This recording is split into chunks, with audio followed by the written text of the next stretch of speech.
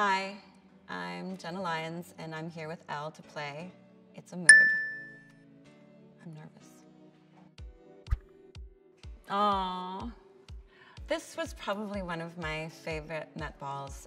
I got to go to the Met Ball with Lena, Dunham, and Jenni, Konner, the co-creators of Girls. And when I invited them to go, we were talking about what we were gonna wear, and it was Lena's idea to all dress like me.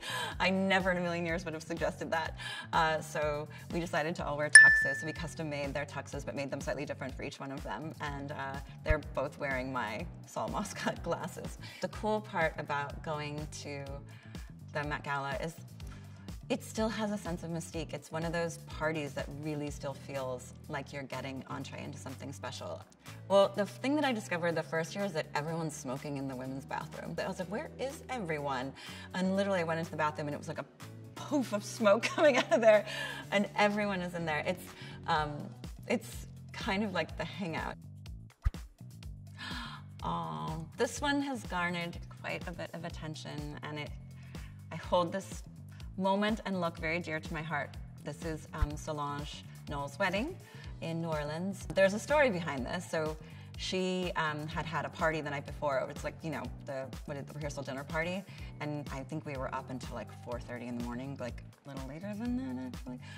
And I remember waking up and I remember looking at my phone, and because of the paparazzi, they had moved the wedding up an hour. So I woke up at 1 o'clock and the wedding was now at 2 o'clock.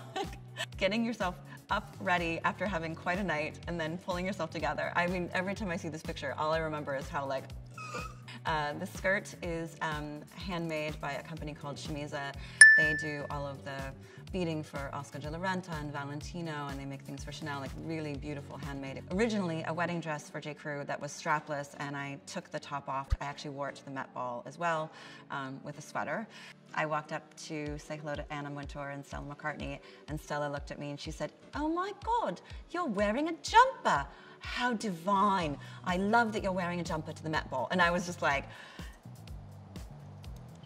the shirt is a cotton Celine button-down tuxedo shirt, and then the Prada fur that I bought. What you can't see underneath there is I'm wearing high heels, and I remember going out into the lawn, and there was Beyonce and Jay-Z, and of course I'd seen them the night before at the rehearsal dinner, so I felt like, you know, hey, there's my friends. I remember, you know, walking and sinking down into the grass at every step, and I'm like, I look cool, I've got this, I look cool. I did not look cool at all. I looked insane. And I remember walking over them and being like, hi, so good to see you. And then, you know that moment where you're like, so now what do I say? I have no idea what to say, but they were so lovely and gracious and nice, and it was,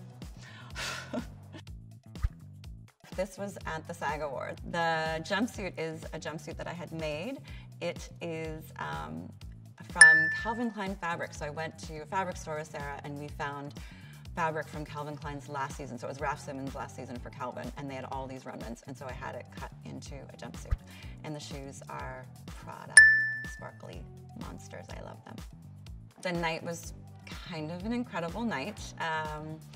You know, I met John Lithgow, who, I don't know, there was one of those things, it was a kismet moment. I had a real like crush on him. He's my height in heels, and we just had this kind of funny, exciting moment together. I ran into Cynthia Erivo, who I already know and I'm a huge fan, and she was wearing this unbelievable dress, and she gave me the biggest hug, and I felt a little bit like I belonged there for 1 second.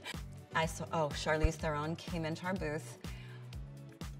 I don't know if I can explain to you the perfection and the precision of that woman in person. It was insane. I was 4 feet away from Brad Pitt. It was so fun. I mean, I get really starstruck. Oh, that was when I got to meet Kate Middleton, who was literally the sweetest, most charming person on the planet.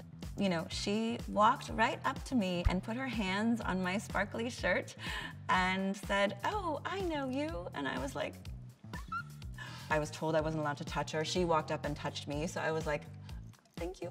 It was very exciting. The top was a J.Crew collection top that we had custom made. So it's actually these long, thin, they're called paillettes. They kind of danced down the shirt. They made quite a shimmy, and I'm just wearing a button-down shirt. I have no idea what pants, but you know, look at her. She was so nice. It was so exciting. Oh, this was the CFDA award. So this was at Lincoln Center. This is a tuxedo jumpsuit that I had made at J.Crew. It's one of my favorite jumpsuits. It's a little hot. It was made out of a silk wool, and all I can tell you is that I sweat in places I didn't really knew I could. And I just cut my hair, I think. I was totally like not feeling myself in that picture. I had been, you know, really wanting to cut my hair for a while because it was long and thin and straggly, and so I went for like a short, like a clean bob, but it did not. I was struggled through every inch of it and hated it. It's funny, I think that having a signature look kind of happened by accident. The glasses really were, I need them for reading. I kept losing my glasses, and they're expensive. Before they were just on and off, and now all of a sudden they were on me all the time. And the only ones that I seemed to like or looked good on me were those black heavy rim glasses. I tried everything. And then the hair back was sort of, you know, ease, and all of a sudden it was like, this thing, this iconic look, which it was an accident. It was definitely not intentional. Ironically, as soon as I left J.Crew, the first thing I did was I started wearing my hair down, and I went and bought a bunch of glasses, and someone said, "Oh God, I didn't even recognize you without your glasses." And I was like, cool. Oh dear Lord, oh come on.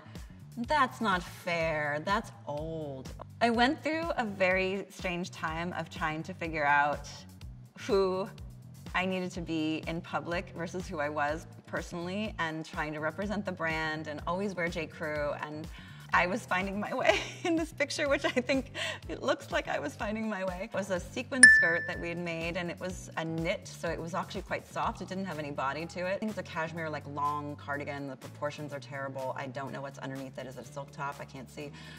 I just, you know, the red lips and the hair down, I don't know. Like, I was working it out, and clearly not yet. Like, that was just early days of like figuring it out. And then the black, I mean, what the hell? The best advice I can give is like, actually really take a look at your pictures and don't wear too many soft things. Like, the part of the problem in this picture is like, there's no structure. I literally am a 6-foot sparkly blob. It's the worst picture I've ever seen of myself. Okay, that was when I was at J.Crew. We did a collaboration with Drake's, and they have the most exquisite print library. We had taken this tiny little design that was made for a tie and blew it up huge and done a ton of colorways and done silk pajamas. Well, you can see a little bit as the sliver. That was my ex-girlfriend. We were wearing the opposite outfit with each other. I mean, I don't know if you could call that an outfit. I think I'm wearing a men's net-a-porter coat. That thing around my neck is from Derek Lam, and the pants are from Joseph, I believe. That was a very not really thought out, thrown together look, but. Oh, and the purse I think is Celine. So yeah, this is one of the first pictures I ever posted on Instagram. I'm not really sure that was the best choice, but I have had an Instagram account for probably, I don't know, 3 or 4 years. It could even be longer than that. And I really just used it to like see what was going on in the world and support friends. And my life was kind of complicated, and I didn't really know how I wanted to show up on Instagram. And then obviously I've been doing things that are more open in the world these days. So, you know, recently launched an eyelash business called Love Scene, and I'm about to launch a television show. And so it felt like if I was going to play and be in the arena, I needed to actually participate. So now I'm there. All right, so that's it. Thanks for joining me, Jenna Lyons, for It's a Mood with ELLE, and my special guest, a very tired Popeye, who joined as well. He loves talking about fashion. Thanks for watching.